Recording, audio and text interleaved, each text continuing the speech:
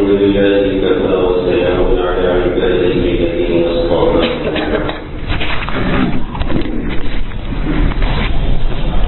فقد قال الله تبارك وتعالى في القرآن المجيد والفرقان الحميد: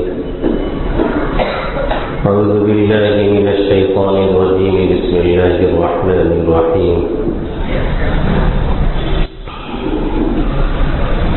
فمن اعتدى عليكم فاعتدوا عليه بمثل ما اعتدى عليكم. عن سعيد بن زيد رضي الله تعالى عنه قال: قال النبي صلى الله تعالى عليه وسلم: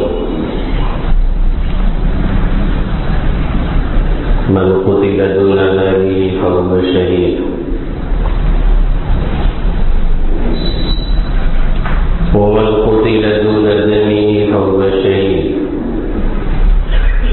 ومن قتل دون دينه فهو شهيد، ومن قتل دون أهله فهو شهيد، أو كما قال سيدنا ونبينا محمد صلى الله تعالى عليه وسلم. میرے محترم بزرگوں اور دوستوں، میرے غیور نوجوان ساتھیوں،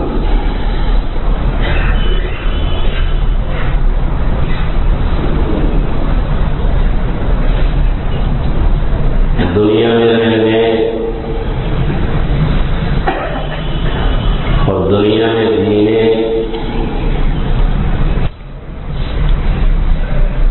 اور دنیا میں سر اٹھا کے چلنے کا حق ہمیں اور آپ کو شرعی اعتبار سے اور قانونی اعتبار سے ہر جگہ دیا گیا ہے اور بتایا گیا ہے، اور یہی نہیں بلکہ اس کے لیے اپنے آپ کو تیار کرنے اور تیار رہنے اور تیار رکھنے کے لیے بھی حکم ملا ہے اور دیا گیا ہے۔ یہ رجب کا مہینہ ہے، ہم جانتے ہیں کہ مدنی صلی اللہ علیہ وسلم اذا رأى هلال رجب، جب اللہ کے حبیب صلی اللہ علیہ وسلم رجب کا چاند دیکھتے تو دعا مانگتے تھے: اللهم بارك لنا في رجب وشعبان وبلغنا رمضان۔ اے اللہ، رجب اور شعبان کے مہینے میں ہمارے لیے برکت رکھ دے اور ہمیں رمضان مبارک کے مہینے تک پہنچا دے، یعنی وہ مہینہ ہمیں عطا فرما۔ اب ذرا سوچیے کہ ابھی رمضان کا 2 مہینہ ہے، اتنے پہلے سے اللہ کے حبیب صلی اللہ علیہ وسلم اس کے تعلق سے دعا مانگ رہے ہیں۔ ظاہر ہے جب دعا کر رہے ہیں تو اس کے تعلق سے تیاری بھی ہوتی ہوگی، اس میں کوئی دو رائے نہیں ہے۔ جس چیز کا انتظار اور انتظام اتنے پہلے سے ہے تو اس کے لیے کچھ نہ کچھ تو کیا جاتا رہا ہوگا۔ اس دعا سے بھی ہمیں اور آپ کو یہ سبق ملتا ہے اور ہمیں اور آپ کو یہ پیغام ملتا ہے کہ ہم کو اور آپ کو دینی مسئلہ ہو یا دنیاوی مسئلہ ہو، دنیا کے تعلق سے کوئی اہم کام ہے، اہم بات ہے جسے ہمیں حاصل کرنا ہے، لینا ہے، یا دینی کوئی مسئلہ ہے، اس کے لیے اپنے آپ کو پہلے سے تیار کرنا ضروری ہے۔ یعنی جسے آپ کہتے ہیں اپنی زبان میں پلاننگ ضروری ہے۔ مشکل یہ ہے قوم مسلم کے ساتھ، اور المیہ یہ ہے ہمارے اور آپ کے ساتھ، کہ ہمارے یہاں کوئی منصوبہ نہیں ہوتا ہے، ہمارے یہاں کوئی پلاننگ نہیں ہے، ہمارے یہاں کوئی ہمارے یہاں کوئی فکر نہیں ہے. ایسا نہیں ہے کہ اگر کوئی حالات ہمارے سروں پہ دستک دے رہے ہیں یا آ چکے ہیں تو ہم اس کے لیے اپنے آپ کو کسی طرح سے تیار رکھتے ہیں. یہ ہماری قوم مسلم کی بے حسی کی انتہا ہے جسے بیان بھی ٹھیک سے نہیں کیا جا سکتا ہے. کچھ شہروں وغیرہ میں کچھ لوگ شاید بیدار رہتے ہوں، ورنہ عام آبادی کا جو حال ہے، ہمارے نوجوانوں کا جو حال ہے، ہماری نیو جنریشن کا جو حال ہے، ہمارے ینگ بلڈ کا جو حال ہے، تو اپنی آنکھوں سے میں دیکھتا ہوں تو بہت ہی طبیعت اندر سے کڑتی ہے اور دیکھ دیکھ کر کے بڑی تکلیف ہوتی ہے. کبھی کبھی مجھے کوئی کام نہیں ہوتا ہے، باہر نکلنے کا مقصد یہ ہوتا ہے کہ ہمارے اور آپ کی بروقت سوچ کیا ہے، ذہنیت کیا ہے، طریقہ کیا ہے، ہمارے نوجوان کر کیا رہے ہیں اور کرنا کیا چاہیے، کیا کر رہے ہیں بیٹھ کر کے، وہ دیکھنا مقصود ہوتا ہے. یاد رکھیے، جس جان اور مال سے ہمیں اور آپ کو نوازا گیا ہے، جس جان اور مال کو ہمیں اور آپ کو دیا گیا ہے، اور جو اہل عیال ہمیں اور آپ کو اللہ کی طرف سے ملے ہیں اور عطا ہوئے ہیں، ان دنیا کی کوئی بھی چیز اس میں انسان اس کا مالک مختار نہیں ہے، ایک امین ہے، امانت دار ہے. اس لیے ضروری یہ ہے کہ انسان کو 3 کام کرنا ہی کرنا ہے، اس کے بغیر کوئی چارہ کار نہیں ہے. جب انسان اس دنیاوی چیز کا مالک نہیں ہے، جب انسان اپنے مال و دولت کا حقیقی مالک نہیں ہے، جب انسان اپنی جان کا بھی مالک نہیں ہے، تو پھر شریعت اس تعلق سے کیا کہتی ہے؟ اسے جاننا، اسے سمجھنا، اسے پکڑنا، اس پہ عمل کرنا ہمارے اور آپ کے فرائض میں سے ہے. شریعت ہمیں اور آپ کے اس تعلق سے 3 باتوں کا حکم دیتی ہے. پہلی بات یہ ہے کہ ہم اور آپ خود مختار نہیں ہیں، ہم اور آپ شریعت کے دائرے میں رہتے ہوئے کسی چیز کو حاصل کر سکتے ہیں. احکام شریعت کے دائرے میں رہ کر کے ہم اور آپ کسی چیز کو حاصل کر سکتے ہیں، اس سے باہر نکل کر کے ہمارے اور آپ کے لیے حاصل کرنا جائز نہیں ہے. اور اگر ہم حاصل کریں گے وہ فائدہ نہیں دے سکتی ہے، الٹا ہمارے لیے نقصان دہ ثابت ہوگی، الٹا ہمارے لیے مصیبت ثابت ہوگی. اور دوسری بات یہ ہے کہ جس چیز کو جس طریقے سے خرچ کرنے کا، جس چیز کو جس طریقے سے استعمال کرنے کا، اور جس چیز کو جس دائرے میں رہ کر کے ہمیں اور آپ کو تصرف کرنے کا اختیار دیا گیا ہے شریعت کی طرف سے، اسی دائرے میں رہ کر کے ہم وہ کارروائی کر سکتے ہیں، اس سے آگے نہیں نکل سکتے ہیں. اور تیسری بات یہ ہے کہ ہمیں اور آپ کو اس کا نگراں بنایا گیا ہے، ہمیں اور آپ کو اس کا نگہبان بنایا گیا ہے. اس لیے اپنی جان کا مسئلہ ہو، اس لیے اپنے مال کا مسئلہ ہو، اس لیے اپنی آبرو کا مسئلہ ہو، اس لیے اپنی عزت کا مسئلہ ہو، اس لیے بہن بیٹی کی آبرو کا مسئلہ ہو، اس لیے اپنے پڑوسی کی عزت آبرو کا مسئلہ ہو، کسی کی جان پہ بند پڑ نہیں ہو، اس کے مدافعت کرنا اور اسے روک کر کے رکھنا اور اس کی پریشانی کا مداوع کرنا، اس کے دروازے کو بند کرنے کی کوشش کرنا، یہ بھی ہمارے اور آپ کے فرائض میں سے ہے، جس سے کبھی آنکھ نہیں موندی جا سکتی ہے اور جس سے کبھی آنکھ نہیں چرائی جا سکتی ہے اور جس سے کبھی بھی اس طرف نظر نہیں کیا جا سکتا ہے، جس سے کبھی بھی پیچھے نہیں ہٹا جا سکتا ہے. یہ شرعی فریضہ ہے، یہ شرعی وظیفہ ہے جسے ہمیں اور آپ نے کرنا ہے.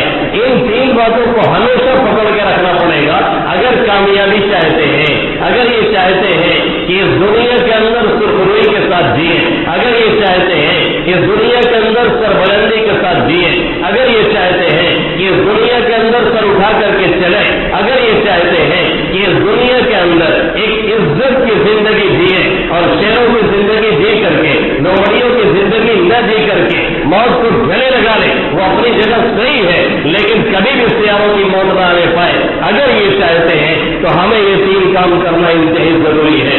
پہلے نمبر پہ تو ہمیں یہ دیکھنا پڑے گا کہ جو کام ہمیں کرنا ہے یا جس کام کے لیے ہم قدم بڑھا رہے ہیں وہ شریعت کے دائرے میں ہے کہ نہیں ہے. دوسرے یہ کہ جو ہمارا تصرف ہے وہ شریعت کے دائرے میں ہے کہ نہیں ہے. پھر یہ کہ تیسری بات جو مدافعت ہے اور جو حفاظت ہے اور جو دفاع ہے وہ ہمیں اور آپ کو اپنی کرنی ہے اور شریعت کے دائرے میں رہ کر کے کرنی ہے. یہ تینوں باتیں ہمیشہ پکڑ کر کے رکھنی پڑے گی، تبھی ہمارا اور آپ کا کام بن سکتا ہے اور ہمیں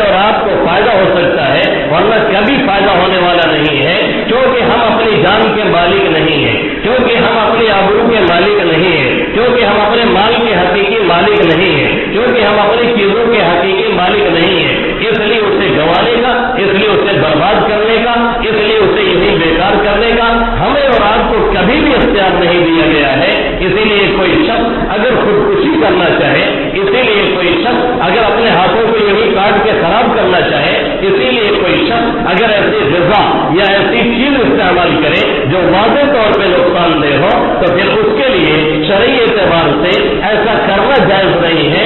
جائز نہیں، اتنی سستی برتی میرے نبی محترم محمد عربی صلی اللہ علیہ وسلم نے کہ خودکشی کرنے والے کی آقا مدنی صلی اللہ علیہ وسلم نے نماز جنازہ تک نہیں پڑھائی اور فرمایا کہ پڑھ لو تم لوگ، ہم نہیں پڑھتے ہیں۔ یہ پیغام دیا آقا مدنی صلی اللہ علیہ وسلم نے، یہ جان تمہاری نہیں ہے، یہ جان تمہاری ملکیت نہیں ہے، یہ کسی کی آقا ہے جو تم کو دی گئی ہے، اس کو اسی کے مطابق استعمال کرنا ہے۔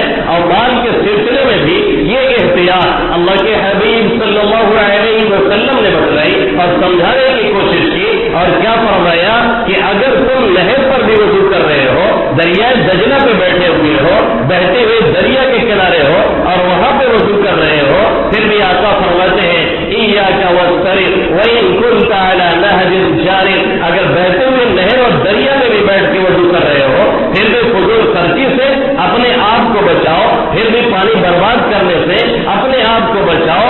ایسا نہ ہو کہ وہ پانی جو کہیں اور کام آ سکتا ہے وہ تمہارے برباد کرنے کی وجہ سے جب اس کی ضرورت پڑے تو پھر وہ کام نہ آئے، اور یہ سوال تم سے کیا جائے کہ تم نے اسے آخر برباد کیوں کر دیا تھا؟ جب تمہاری ضرورت ایک لوٹے میں پوری ہو رہی تھی تو دوسرا لوٹا تم نے خراب کیوں کیا تھا؟ یہ سوال اسی لیے ہے کہ ہم اس کے حقیقی مالک نہیں ہیں۔ حقیقی مالک اللہ رب العزت ہے، جس نے ہمیں اور آپ کو وقتی طور سے استعمال کرنے کے لیے دیا ہے۔ اس لیے ان چیزوں پہ نظر ضروری ہے۔ اسلام امن و شانتی کا مذہب ہے، اسلام امن و امن کا پیغامبر ہے، اسلام امن و صلح کا علم بردار ہے، اس میں کوئی دو راہ نہیں ہے۔ لیکن وہ امن جو تمام لوگوں کے ساتھ ہو، وہ انصاف جو تمام لوگوں کے ساتھ ہو، وہ مساوات جو سب کو ملے، وہ برابری جو معاشرے کے ہر طبقے کو حاصل ہو، اسلام اس برابری کا قائل ہے، اسلام اس بھائی چارے کا قائل ہے جو بھائی چارہ اگر ہم کر رہے ہوں تو سامنے والا بھی بھائی چارہ سمجھتا ہو، بھائی کا چارہ نہ بنا رہا ہو، ادھر بھائی چارہ کیا جائے گا، ورنہ بھائی چارہ نہیں کیا جا سکتا ہے۔ اسلام امن کا درس دیتا ہے، لیکن انسانوں کے ساتھ، جانوروں کے ساتھ نہیں، بھیڑیوں کے ساتھ نہیں، درندوں کے ساتھ نہیں، جو حقوق سمجھتے نہیں ہیں، جو انسانوں کو انسان سمجھتے نہیں ہیں، جو ان کی جان کا، جو ان کی عزت کا، جو ان کے آبرو کا، جو ان کے مال کا کوئی لحاظ کرتے نہیں ہیں، ان کے ساتھ انسان امن کا درس نہیں دیتا ہے، ان کے ساتھ انسان اسلام برابری کا اپنا حق لینے کا درس دیتا ہے اور اصول لینے کی بات کرتا ہے۔ اور اسلام یہ کہتا ہے کہ آپ چھوڑ کر کے اپنا پورا حق لے لیجئے۔ اللہ رب العزت نے پیغام دیا اور قربان جائیے، اللہ نے کس پیارے انداز میں بات کی ہے۔ کوئی اور مذہب ہوتا تو شاید صرف یہ کہا جاتا اگر کوئی آپ کے ساتھ زیادتی کرتا ہے آپ بھی زیادتی کر سکتے ہیں، لیکن اللہ نے پیغام کس انداز میں دیا؟ اللہ فرماتا ہے وَقَاتِلُوا فِي سَبِيلِ اللَّهِ الَّذِينَ يُقَاتِلُونَكُمْ وَلَا تَعْتَدُوا إِنَّ اللَّهَ يُحِبُّ الْمُعْتَدِينَ، جو تمہیں قتل کرے، جو تمہیں ذبح کرے، جو تمہیں مارے، جو تمہاری جان پہ کھیلے، جو تمہاری عزت پہ ڈاکہ ڈالے، جو تمہاری ماں بہنوں پہ حملہ کرے، تمہارا بھی یہ فریضہ ہے کہ تم بھی ان کو روکو، تم بھی ان کے ساتھ قتال کرو، تم بھی ان کا ہاتھ پکڑو، تم بھی انہیں گرفت میں لو۔ لیکن ایسے موقع پہ بھی قرآن کہتا ہے وَلَا تَعْتَدُوا، حد سے آگے نہیں بڑھنا ہے۔ ایسے موقع پہ بھی قرآن درس دیتا ہے حد سے آگے نکل کے کارروائی نہیں کرنی ہے۔ اگر اس نے خدا نخواستہ تمہاری بہن بیٹی کی عزت پہ ہاتھ ڈال دیا، ہمیں یہ حق نہیں بنتا ہے ہم کسی کی عزت لوٹ لیں، ہمیں یہ حق نہیں بنتا ہے ہم کسی بہن بیٹی کی عزت کو داغدار کر دیں، ہمیں یہ حق نہیں بنتا ہے کہ ہم کسی کی عزتوں کو پامال کر دیں۔ اگر کسی نے کہیں اور پر کوئی کارروائی کی ہے تو ہمیں یہ حق نہیں بنتا ہے کہ کسی بے قصور پہ ہم ہاتھ اٹھا دیں، ہمیں یہ حق نہیں بنتا ہے کہ اپنے علاقے میں رہنے والے کسی غریب کو، کسی پریشان کو، کسی لاچار کو جو ہمارے درمیان گرا ہوا ہے ہم اس کے اوپر حملہ آور ہو جائیں، یا کسی برادری کے لوگوں نے کسی پر حملہ کیا ہے، ان کا تعلق ٹھاکروں سے ہے تو ہم تمام ٹھاکروں پہ حملہ کریں یا تمام پنڈتوں پہ حملہ کریں۔ یہ درس ہمارے قرآن نے نہیں دیا، ہمارے نبی محترم محمد عربی صلی اللہ علیہ وسلم نے نہیں دیا۔ یہ دیا گیا اور یہ سمجھایا گیا اور یہ بتلایا گیا جو آپ کے ساتھ زیادتی کرتا ہے آپ بھی پوری طرح سے اس کے ساتھ برابر بدلہ لے سکتے ہیں. فمن اعتدى عليكم فاعتدوا عليه بمثل ما اعتدى عليكم. جو تم پر زیادتی کرے تم بھی برابر اس کے ساتھ زیادتی کر سکتے ہو. اس نے تمہاری انگلیاں کاٹی ہیں تم بھی چڑھ کر کے کاٹ لو. اس نے تمہارے ہاتھ توڑے ہیں تم بھی چڑھ کر کے توڑو. تب جا کر کے برابری ہوگی, تب امن قائم ہوگا. کسی معاشرے کے اندر اگر ظلم کرنے والے ہاتھ ہوں لیکن انہیں قلم کرنے والی تلواریں نہ ہوں. کسی معاشرے کے اندر اگر حیا کی چادر کو چاک کرنے والی آنکھیں ہوں اور لباس حیا کو تار کرنے والی غلط آنکھیں ہوں اور انہیں کھولنے والی یہ انگلیاں نہ ہوں. کسی معاشرے کے اندر اگر لوگوں کے منوں پہ ڈاکہ ڈالنے والے لوگ ہوں اور ان کے پیروں میں زنجیریں لگانے والے انسان موجود نہ ہو تو اس کے اندر کبھی امن قائم نہیں ہو سکتا ہے, کبھی انصاف قائم نہیں ہو سکتا ہے, کبھی برابری نہیں ہو سکتی ہے, کبھی عدل نہیں قائم ہو سکتا ہے, کبھی مساوات نہیں قائم ہو سکتی ہے. اور دنیا کے تمام نظام میں اور دنیا کے تمام مذاہب میں اور دنیا کے تمام قوانین میں اور ہر جگہ کے کانسٹیٹیوشن میں لکھا ہوا ہے یہ کہ اگر آپ کی جان پہ بن پڑتی ہے یا آپ کے مال کو کوئی لوٹتا ہے یا آپ کی عزت پہ کوئی ڈاکہ ڈالتا ہے تو آپ اپنے دفاع میں اس کو مار سکتے ہیں, اسے روک سکتے ہیں, اس کا قتل کر سکتے ہیں. قانون آپ مجرم نہیں ہے. اگر یہ قانون اجازت دیتا ہے پھر ہماری شریعت اجازت دیتی ہے. اللہ کے حبیب صلی اللہ علیہ وسلم فرماتے ہیں من قتل دون ماله فهو الشهيد ومن قتل دون دمه فهو الشهيد ومن قتل دون دينه فهو الشهيد ومن قتل دون اهله فهو الشهيد. جو اپنے مال کی حفاظت میں مارا جائے وہ بھی شہید ہے, جو اپنے جان کی حفاظت میں مارا جائے وہ بھی شہید ہے, جو اپنے دین کی حفاظت میں مارا جائے وہ بھی شہید ہے, جو اپنے اہل و عیال کی حفاظت میں مارا جائے وہ بھی شہید ہے. دوسری حدیث میں اللہ کے حبیب صلی اللہ علیہ وسلم نے فرمایا, ابو داؤد شریف کی روایت ہے, اقامد علی صلی اللہ علیہ وسلم فرماتے ہیں من اريد ماله بغیر حق فقاتل فقتل فهو الشهيد. جس کا مال ناحق لوٹا جا رہا تھا, گنڈے اور لفڑیے اور شرفت العناصر کہیں حملہ کر رہے تھے, اس کا مال لوٹ رہے تھے, چھیننے کی کوشش کر رہے تھے, ڈاکہ ڈالنے کی کوشش کر رہے تھے, کچھ چور گھس آئے تھے جو اس طرح کی حرکت کرنا چاہ رہے تھے, فقاتل فقتل, اس نے لڑائی شروع کر دی, دفاع شروع کر دیا. اس دفاع میں وہ اپنے مال کے دفاع میں مار دیا گیا. اللہ کے حبیب صلی اللہ علیہ وسلم فرماتے ہیں وہ ہوئے شہید. ایسا شخص شہید کہلائے گا. قانون اجازت دیتا ہے, شریعت کہتی ہے, اور یہ کوئی اختیاری مسئلہ نہیں ہے. شرعی طور سے ہمارے اور آپ کے لیے واجب ہے کہ ہم اپنا دفاع کریں, سرنڈر نہیں کرنا. تحمل بردباری اپنی جگہ ہے, تحمل اور بردباری اپنی جگہ ہے, لیکن خود پردگی اپنے آپ کو ڈھیلا کر کے حوالے کر دینا, جسے ہماری زبان میں کہتے ہیں اپنے آپ کو سرنڈر کر دینا, یہ انتہائی بزدلی کی علامت ہے. جس قوم کے اندر یہ بات داخل ہو جاتی ہے, جس قوم کے اندر یہ بات گھس جایا کرتی ہے, جس قوم کے اندر یہ بزدلی گھس جاتی ہے, اور جس قوم کے اندر مایوسی داخل ہو جاتی ہے, اور جو قوم اپنے آپ کو حالات کے سامنے سرنڈر کر دیتی ہے, جیسے آج اکثر لوگوں نے سرنڈر کر رکھا ہے. ایک غریب کے جنازے میں شرکت کے لیے گیا, جیسے عادت ہے ایسے موقع پہ خاموشی سے آگے چلنے کی, میں خاموشی سے چل رہا تھا. کئی ہمارے ایک بلڈ اور نوجوان یہی اس طرح کی بات کر رہے تھے اور کہہ رہے تھے خالی مارے پیٹے نا, باقی جو چاہے کرے کوئی حرج نہیں. یعنی آپ کا دین لے لیں, آپ کی آبرو لے لیں, آپ کو مسلمان نہ چھوڑیں, آپ کی مسجد لے لیں,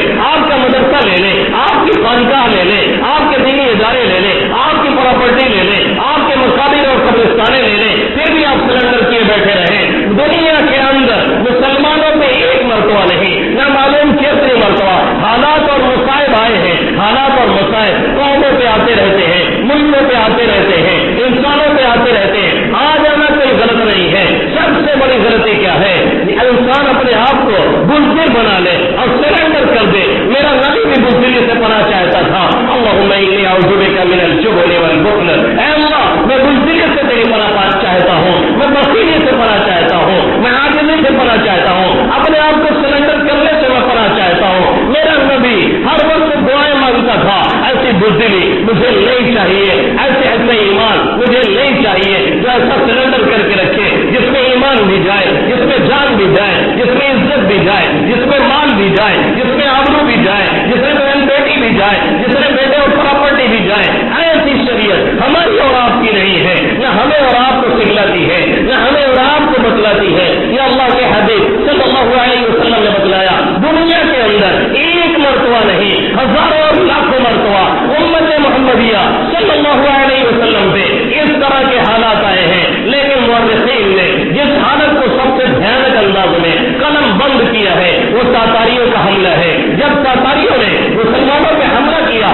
مسلمانوں نے اتنا سرنڈر کر دیا اور اتنا مایوسی کے دلدل میں گھس گئے تھے اور گھس گئے تھے کہ انجام یہ ہو گیا تھا کہ اگر ایک عورت بھی ان کی تاتاریوں کے 20 مسلمان کو پکڑتی تھی تو کھڑے ہو کر کے چوراہے پہ کہتی تھی یہی کھڑے رہو, ہمارے پاس ذبح کرنے کا کوئی آلہ نہیں ہے, ختم کرنے کا کوئی آلہ نہیں ہے. پھر گھر جا کر کے وہ اسلحہ لے کے آتی تھی, پھر مارتی تھی. کسی بزدل کے اندر یہ ہمت نہیں ہوتی تھی کہ وہاں سے بھاگ لے, کسی کے اندر یہ ہمت نہیں ہوتی تھی کہ چڑھ کے مقابلہ کر لے, کسی کے اندر یہ ہمت نہیں ہوتی تھی کہ اب تو جان جا رہی ہے لڑ کر کے مرے, کسی کی یہ ہمت نہیں ہوتی تھی.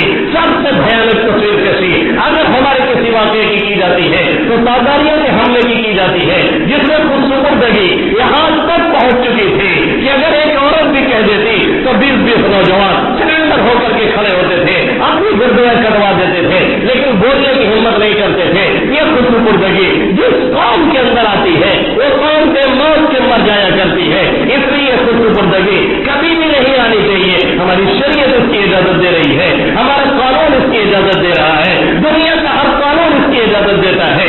اگر آپ کی عزت آبرو پہ جان مال سے حملہ ہو رہا ہے, آپ اپنا دفاع کر سکتے ہیں. سیلف ڈیفینس کی ہر قانون میں اجازت ہے, صرف اپنے آپ کی نہیں, اپنے ماں کی, اپنے بہن کی, اپنے بیٹی کی. حدیث میں تفصیل کر دی. اللہ کے حبیب صلی اللہ علیہ وسلم نے اپنے مال کے دفاع میں مارا جائے, اپنی دکان بچانے کے لیے, اپنا کاروبار بچانے کے لیے, اپنی پراپرٹی بچانے کے لیے, اپنی گاڑی بچانے کے لیے, اپنی بائک بچانے کے لیے, اپنے پیسے بچانے کے لیے, کچھ بھی بچانے کے لیے مار دیا گیا. اللہ کے حبیب فرماتے ہیں وہ شہید شخص ہے. اسی طریقے سے دین میں مساجد ہیں, مدارس ہیں, قبرستانیں ہیں, اور آپ کے وہ قائد ہیں جو واقعی قائد ہیں, جو آپ کو لوٹتے نہیں, جو آپ کے لیے پگھلتے ہیں, جو آپ کے لیے ڈرتے ہیں, جو آپ کے لیے دوڑتے ہیں, جو آپ کے لیے کوشش کرتے ہیں, جو آپ کے لیے اپنی جان کا نذرانہ پیش کرنے کے لیے تیار رہتے ہیں, اور جو آپ کے لیے چڑھ کر کے آنکھوں میں آنکھیں ڈال کر کے بات کرتے ہیں. لیکن خیر افسوس جو ایسا بھی ہوتا ہے اس کے تعلق سے ہم یہی چاہتے ہیں کہ یہ بھی کسی دن جیل میں جائے تاکہ ہم کو تالی پیٹنے کا موقع ملے.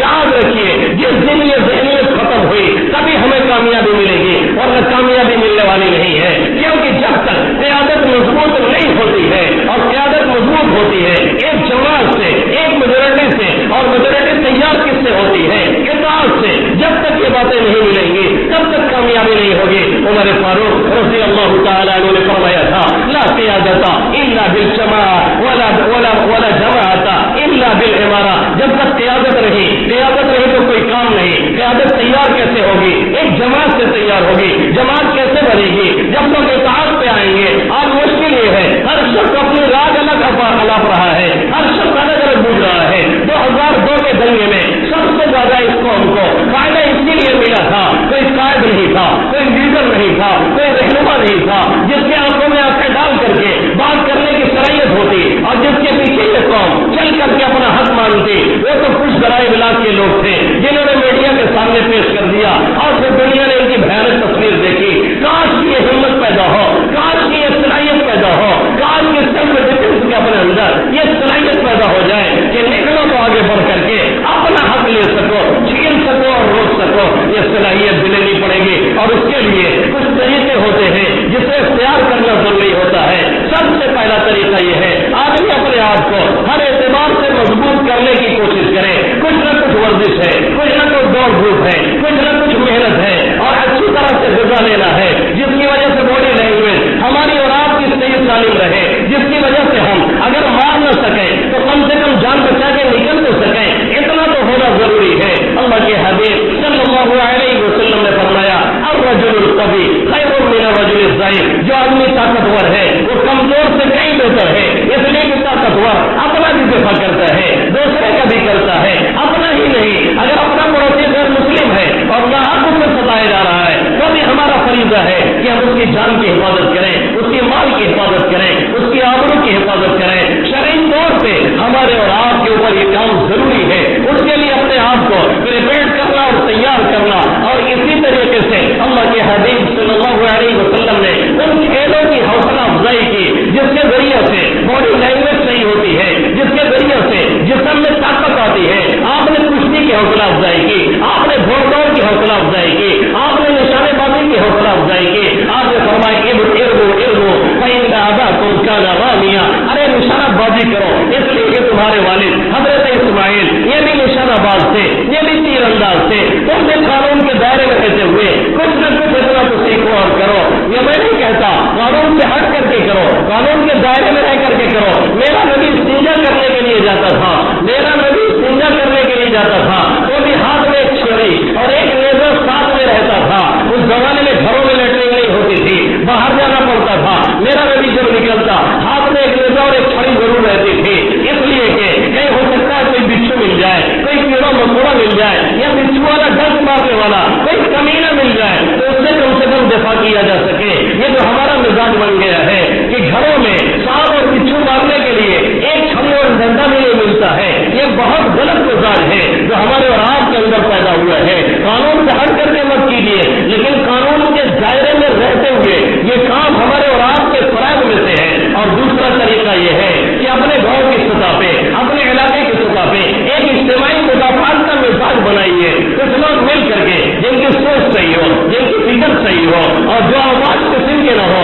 جو غلط لوگوں پہ ہاتھ نہ ڈالیں، جو واقعی مجرم ہو اس کے دفاع کی کوشش کریں. ایسے لوگوں کو تیار کیا جائے، ایسے لوگوں کو بنایا جائے. تیسرا طریقہ یہ ہے اگر کسی علاقے میں آپ کو لگتا ہے ہم سیف نہیں ہے، وہ علاقہ مسلموں کی آبادی والا نہیں ہے، اور آپ کو بار بار لگتا ہے ہماری جان لے جائے گی یا ہماری آبرو چلی جائے گی یا ہمارا گھر توڑ دیا جائے گا، آپ ایسے علاقے میں آنے کی کوشش کریں جہاں آپ کو لگتا ہو کہ آپ یہاں سکون سے رہ لیں گے، یہاں اطمینان سے رہ لیں گے. میرے نبی محترم محمد عربی صلی اللہ علیہ وسلم نے اس کی طرف ایک مرتبہ نہیں کتنی مرتبہ رہنمائی فرمائی کہ ایسے لوگوں سے دور رہو جہاں نقصان پہنچنے کا تمہیں گمان غالب ہے اور خطرہ لگا رہتا ہے. یہ تین طریقہ ہوا. اور ایک طریقہ یہ ہے کہ واقعی کوئی گائیڈ ڈھونڈیے جو آپ کو گائیڈ کر سکے، جو حالات سے واقف ہو، جس کے اندر سوچ ضرور ہو، جو آنکھوں میں اکٹ ڈال کر کے بات کرنے کی صلاحیت پیدا کرتا ہو، اور جو ایسا شخص ہو کہ دشمن سے کہے ہم کو ڈرا سکے.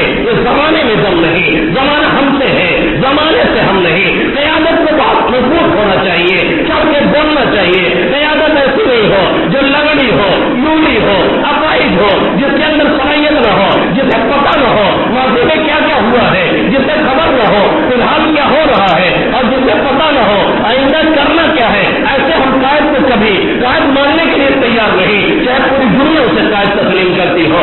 ایسی قیادت سے کوئی نتیجہ آپ کو ملنے والا نہیں ہے. ایسی قیادت سے آپ بے قیادت آئیے تو بھی فائدہ مل سکتا ہے. ایسے لوگوں کو تلاش کیجیے جو واقعی دل دل رکھتے ہو، حالات سے سیکھنا جانتے ہو، کیا چل رہا انہیں پتا ہے، ماضی میں کیا ہوا انہیں خبر ہے، مستقبل میں فیوچر میں کیا پلاننگ ہونی چاہیے وہ کرنا جانتے ہو. ایسے لوگوں کو تلاش کر کے لائیے. یہ کچھ طریقے ہیں جس کے ذریعے سے ہم اور آپ اپنا تحفظ کر سکتے ہیں. یاد رکھیے ہم ابابیل میں جھنڈ نہیں آئیں گے، یاد رکھیے آسمان سے پتھر نہیں برسائے جائیں گے، یاد رکھیے اگر ہم برسیں گے بھی تو ہمارے اور آپ کے اوپر شاید برس جائیں، کیونکہ ہم اور آپ جو کرنا ہے وہ نہیں کر رہے ہیں. جتنا اپنے بس میں ہے جب تک نہیں قوم اتنا نہیں کرتی ہے تب تک اللہ کی مدد شامل حال نہیں ہوتی ہے. اس بات کمر کی اترتا ہے، پھر دیکھ خدا کیا کرتا ہے. پہلے اٹھنا پڑے گا، کچھ سیکھنا پڑے گا، کچھ کرنے کی صلاحیت پیدا کرنی پڑے گی. اور اس میں سب سے اہم اپنے آپ کو سرنڈر مت کیجیے. یہ جانیے کہ آج بھی انشاءاللہ اگر آپ آگے بڑھیں گے راہیں کھلیں گی، دروازے کھلیں گے، اور اس طرح کے لوگ ملتے چلے جائیں گے جو ملک کو بچانا چاہتے ہیں، جو یہاں کی سکونت کو بچانا چاہتے ہیں، جو یہاں کے ڈھانچے کو بچانا چاہتے ہیں، جو یہاں کے قوانین کو بچانا چاہتے ہیں. ایک نہیں آج بھی لاکھوں نہیں کروڑوں لوگ موجود ہیں. کچھ کمینے ہیں جنہوں نے ماحول کو گندا کر رکھا ہے. شرط یہ ہے ہم اسے صاف کرنے کے لیے تھوڑا سا رسک لینے کی کوشش کریں. تو انشاءاللہ کل بھی ہمارا تھا اور آج بھی ہمارا ہوگا. اور اگر یہیں بیٹھ کے دیکھتے رہے اور صرف ادھر ادھر جھانکتے رہے قسطوں میں صفایا ہوگا، کوئی پوچھنے والا نہیں ہوگا. اللہ ہماری اور آپ کی اور پوری امت محمدیہ صلی اللہ علیہ وسلم کی حفاظت فرمائے اور ہمیں بڑھ چڑھ کے اپنا حق لینے کی صلاحیت اور اس کا طریقہ کار نصیب فرمائے. آمین یا رب العالمین. وما علینا الا البلاغ.